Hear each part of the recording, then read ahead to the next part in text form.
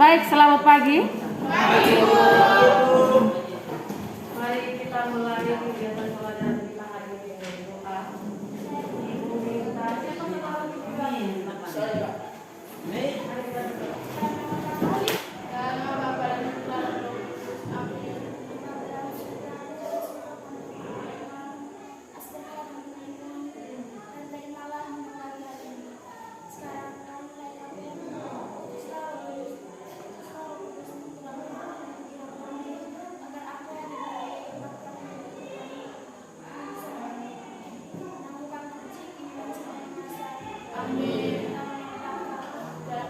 Selanjutnya Ibu mau cek kehadiran dulu. Siapa yang tidak hadir hari ini?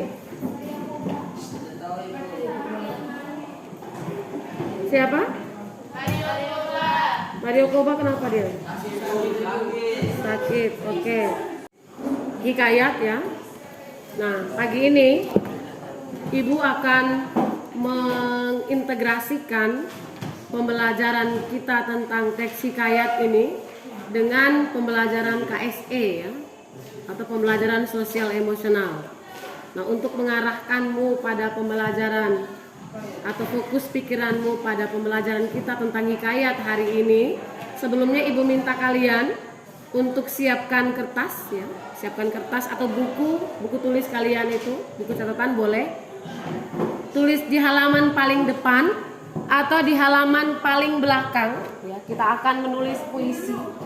Dalam waktu 2 menit kamu akan menulis puisi tentang kamu. Ya, apa itu puisi akrostik? Puisi yang datangnya dari singkatan nama. Isi puisimu itu adalah kekuatan yang ada pada dirimu, ya. Juga minat dan bakat yang kau miliki, yang kau punyai. Juga hal yang positif tentang kau. Bisa dimulai dari sekarang ya. Dalam tempo 2 menit silakan dimulai. Baik, Ibu lihat yang sudah selesai. Putra boleh baca puisi punya kalian. Judulnya Putra begitu ya. Silakan. Putra, pria remaja yang memiliki postur tubuh yang sempurna. Dan unggahan di Facebook selalu berbau positif. Tingkah lakunya sangat sopan. Rambutnya panjang. Anaknya sangat baik dan suka di kamar sendiri. Tepuk tangan untuk Putra. Kalian silakan perhatikan teks di bukumu halaman 116 sampai 118. Itu teks hikayat Bunga Kemuning. Kamu amati teks itu, baca dengan saksama, kemudian menjawab pertanyaan tentang apa sih ciri-ciri yang nampak ya, ciri-ciri hikayat yang nampak pada teks ini. Kita sudah belajar tentang ciri-ciri hikayat kan? Masih ingat ciri-ciri hikayat? Masih. Satu apa? Satu, anonim. Anonim itu apa anonim? Tidak diketahui nama pencipta. Ya, tidak diketahui siapa penciptanya. Berikut, pralogis. Atau mengandung kemustahilan gitu ya. Atau banyak hal yang tidak masuk akal. Yang ketiga apa lagi? Menggunakan bahasa Melayu klasik. Oke, menggunakan bahasa Melayu klasik dan seterusnya. Nah, itu adalah apa tadi ciri-ciri atau karakteristik hikayat. Nah, pagi ini kamu baca teksnya dalam tempo 2 menit.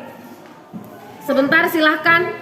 Yang kemarin itu senangnya mendengarkan ya, silakan acungkan jempol atau jarinya untuk menjawab pertanyaan langsung dari Ibu. Oh, ciri teksnya ini nih yang kami temukan.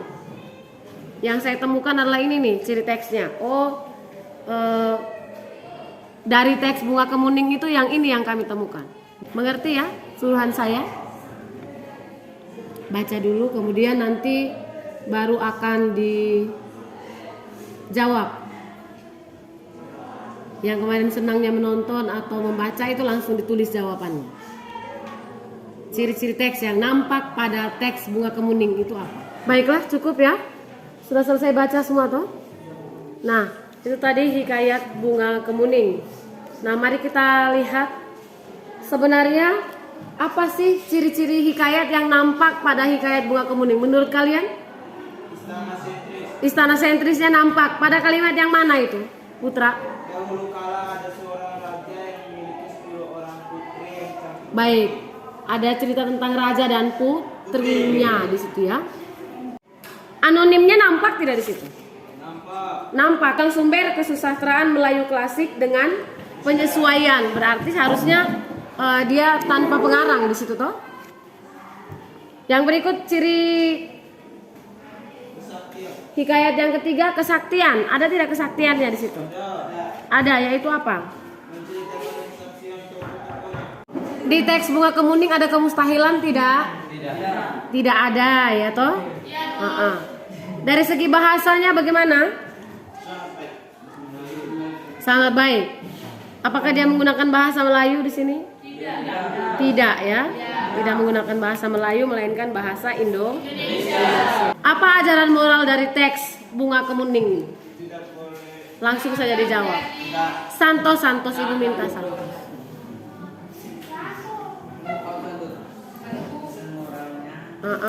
Atau amanatnya bagaimana?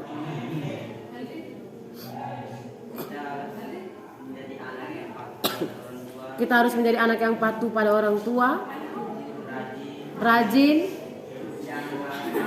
jangan malas-malas. Itu rajin tadi sudah. Justinus Uruk silakan. Tadi Ibu dengar mau jawab. Pesan moral dari teks ini apa nih? Selalu berbuat baik. Kita harus selalu berbuat baik, Menghormati orang tua. menghormati orang tua, selalu mendengarkan perkataan orang lain. Karena kita mau membacakan hikayat Bayan Budiman, duduk dulu berkelompok. Kelompoknya seperti yang kemarin ya. Yang meminati mendengar, kelompoknya mendengar. Yang meminati menonton, kelompoknya menonton. Yang minat baca, kelompoknya baca. Ayo, silakan. Silakan. Yang Ibu ingat ada 3 kelompok besar kita kali lalu. Kelompok yang membaca, mendengar, ya, dan melihat.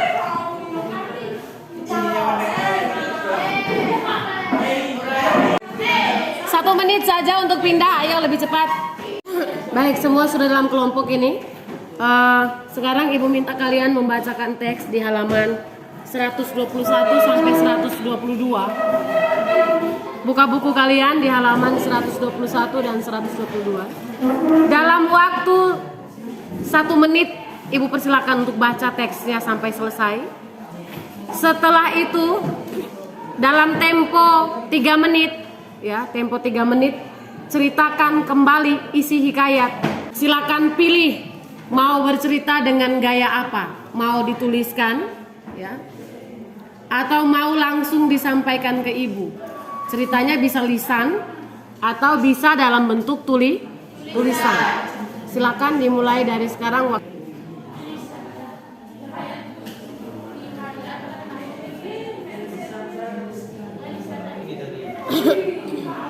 Jackson, kelompok kalian pilih apa? Lisan? Boleh. Silakan dibacakan. Ini kelompoknya Justinus pilih apa? Lisan atau tulis? Menuliskan kembali isi cerita atau langsung disampaikan? Langsung disampaikan. Di belakang kalian mau tulis saja? Tulis. Baik. Putra? Tulis kembali. Baik. Kan secara langsung itu boleh merekam suaranya terus kirim ke Ibu. Boleh seperti itu. Atau divideokan. Kamu menyampaikan secara lisan tapi divideokan. 1 orang rekam video terus nanti kirim ke Ibu. Boleh begitu? Ya bisa? Jadi misalnya kalian yang tadi Delon, kalian sedang menulis nah ceritanya dituliskan kembali terus kirim kembali ke Ibu. Bisa di WA, bisa di Classroom, bisa. Putra juga demikian ya. Bisa di WA, bisa di Classroom. Nah kamu kirim ke Ibunya, bisa di WA, bisa video kalian yang lagi cerita, atau suara saja yang lagi cerita, boleh. Ya, boleh rekam pesan suara ini cerita yang tadi gini. Mengerti ya kalian ya?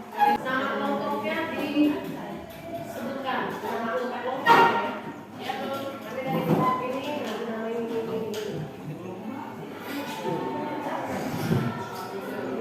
Jangan dilihat di teks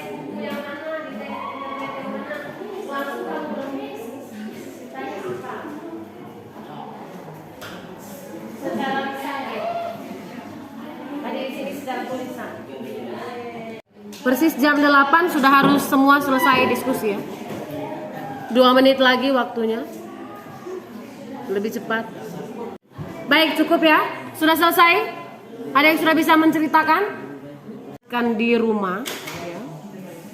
Tenggat waktunya sebentar malam jam 11. Ya, jadi paling lama sebentar malam jam 11 itu sudah terkirim di classroom atau di WA pribadi ibu. Bisa?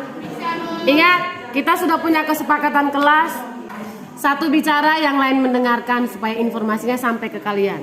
Itu yang pertama. Yang kedua, bahwa tugas harus dikumpulkan tepat pada waktunya. Sudah sepakat? Masih ingat kesepakatan kita toh? Baik, sekarang mari kita lakukan kegiatan penutup untuk pembelajaran kita hari ini. Silakan tanyakan jika ada materi yang masih mengganjal di pikiranmu tentang ciri-ciri hikayat, tentang isi hikayat, tentang pesan moral atau hal-hal makna simbolik yang terdapat pada hikayat. Ada yang mau bertanya? Ayo silakan, saya persilahkan. Sekarang mari kita lakukan kegiatan penutup kita.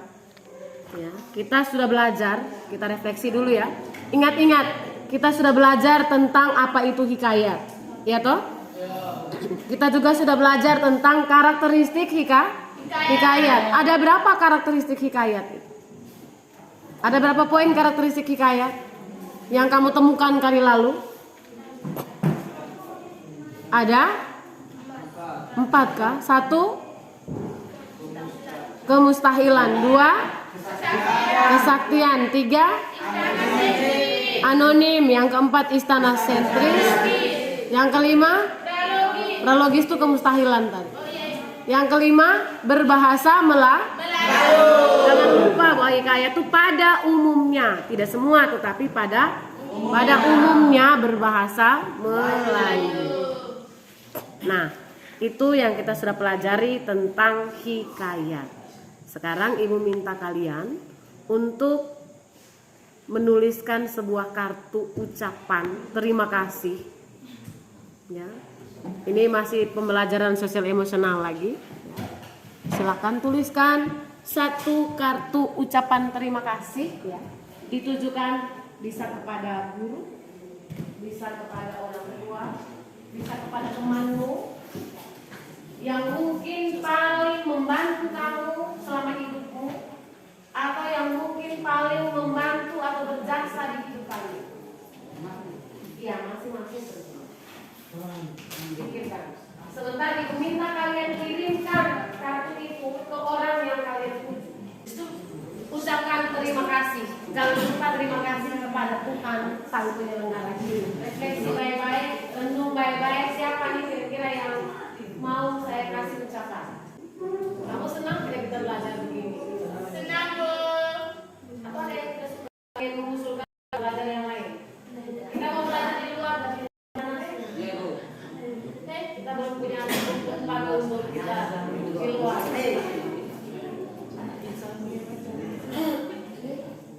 Baik, ada yang sudah selesai. Temanmu kita dengarkan ya, Patris akan membacakan ucapan terima kasihnya. Silakan Patris.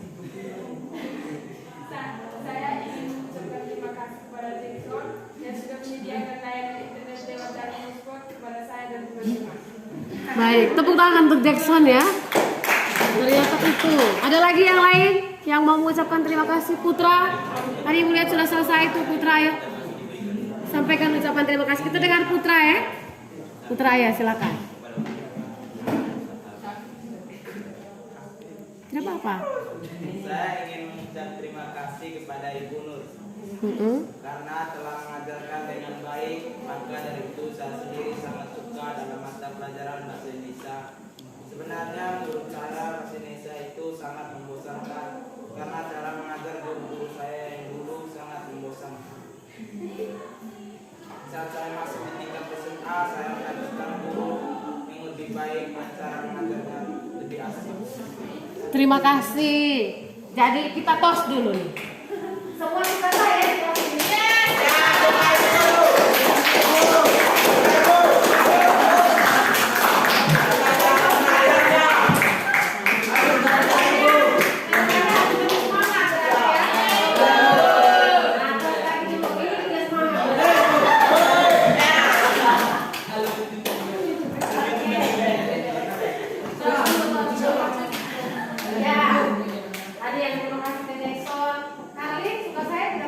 Kita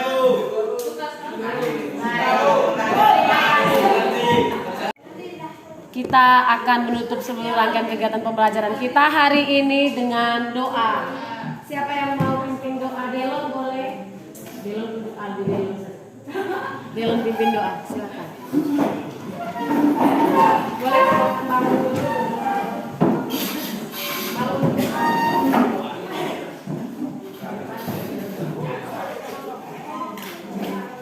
Teman-teman, mari kita berdoa dalam nama Bapa.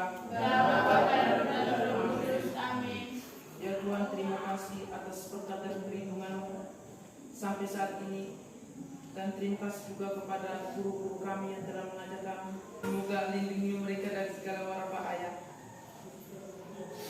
Namun kami pedih dari sepanjang masa. Amin.